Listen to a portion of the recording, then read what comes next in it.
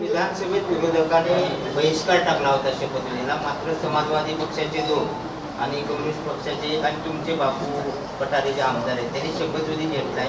म्हणजे अधिवेशन सुरू होण्याआधी फूट पडली आहे महाविकास आघाडी. असं नाही, महाविकास आघाडीच्या मध्ये फूट नाही, ते ही फक्त शपथविधीचा इश्यू आहे, हा काय पॉलिसीचा इश्यू नाही आहे.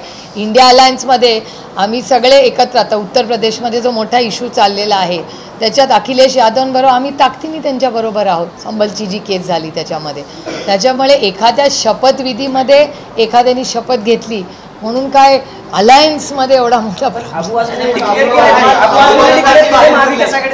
हां मग ठीक आहे. मी आता इंडिया अलायन्सचे सोमवारी जेव्हा मला अखिलेश यादव भेटतील त्यांना मी विचारीन. अजित पवारांना मोठा दिलासा भेटला. इन्कम टॅक्सने जप्त केलेली जी प्रॉपर्टी आहे ती परत खुली केली आहे त्याची मला काय माहिती नाही. संजय राऊतांचे भाऊ जे आहेत त्यांच्या प्रॉपर्टीची विरोधामध्ये आवाज उठवला, त्यांनी सुद्धा फेरनिवडणुकीची मागणी केली विधानसभेत. म्हणूनच सांगते ना, समाजामध्ये जर एवढी चर्चा होत असेल तर मला असं वाटतं की जर जगामध्ये हा बदल होत असेल तर आपणही बदल करावा, त्याच्यात काय अडचण काय. त्याच्यामुळे EVM वरून बॅलेटवर अमेरिका गेलेलं आहे, सगळेच देश बाहेरचे वेस्टर्न वर्ल्ड गेलेले आहे, आपण पण बॅलेटवर निवडणूक घ्या अशी मागणी करताय तुम्ही मग? हो अर्थातच बॅलेटवर घ्या हीच आमची मागणी आहे. त्याला धरून प्रश्न असा आहे की ज्यावेळेस हे सगळे आरोप झाले होते ना, निवडणूक आयोगानं काँग्रेसला पत्रव्यवहार केला होता की तुमच्याकडे जे पुरावे आहेत ते घेऊन 3 डिसेंबरला आमच्याकडे आहे, पण काँग्रेसकडे पुरेसे पुरावे नव्हते. मग हा प्रॉब्लेम टॅकल कसं करणार आहे? नाही पुरावे नाही, अनेक पुरावे आम्ही दिलेले आहेत. तुमच्या चॅनलवर प्रशांत दादांचा एक व्हिडिओ मी तुमच्याच सगळ्यांच्या चॅनलवर पाहिलेला आहे. त्यामुळे अशा अनेक गोष्टी आहेत. आमचं म्हणणं आहे की जर एखाद्या गोष्टीमध्ये संभ्रम असेल, म्हणजे आता पेपर जेव्हा लीक होतात तेव्हा परीक्षा कॅन्सल होतेच ना.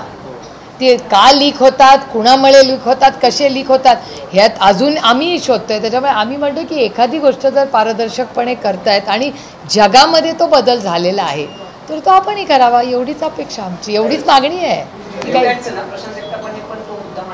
बटन दाबल्यानंतर व्हीव्हीपॅटच्या चिठ्ठ्या आहेत त्या वेगळ्या होत्या, पण लोक असंही म्हणतात की आम्ही जे बटन दाबले त्या चिठ्ठ्या बाहेर आल्या. मग हाही मोठा इश्यू होऊ शकतो ज्यावेळेस तुम्ही नाही म्हणूनच आम्ही म्हणतोय ना की एकदा जर बॅलेटवर आलं तर हा कुठला इश्यूच राहत नाही ना. आणि जगामध्ये जर हा बदल होत असेल तर आपल्याला करायला काय प्रॉब्लेम आहे.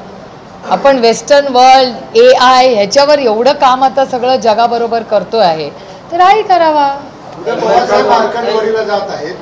आपण सुद्धा जाणार आहात का? नाही पवार साहेब आणि जयंत पाटील जाणार. आणि तिथल्या गावातल्या लोकांवर गुन्हे दाखल करते सरकार. 20 ते 30 लोक. हे किती मला सांगा, हे लोकशाहीच्या किती विरोधात आहे मला सांगा. लोकशाहीमध्ये कुणाला एखादी मागणी, आता तुम्ही सगळे चॅनलवाले आहात, साधं बघा, तुम्ही इलेक्शनमध्ये प्रत्येक गाववाडी वस्तीवर जाऊन विचारत होता ना कुणाला मतदान करणार, काय आहे, कुणाची हवा आहे, मग तो पण गुन्हा झाला का?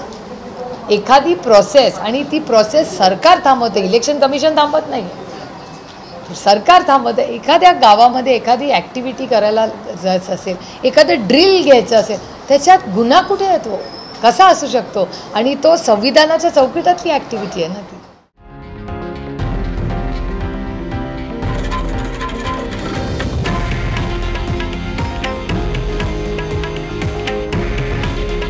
हे आहे देशातील नंबर 1 न्यूज नेटवर्क आणि आपण पाहत आहात TV9 मराठी. काळजी तुमची, हित महाराष्ट्राचं.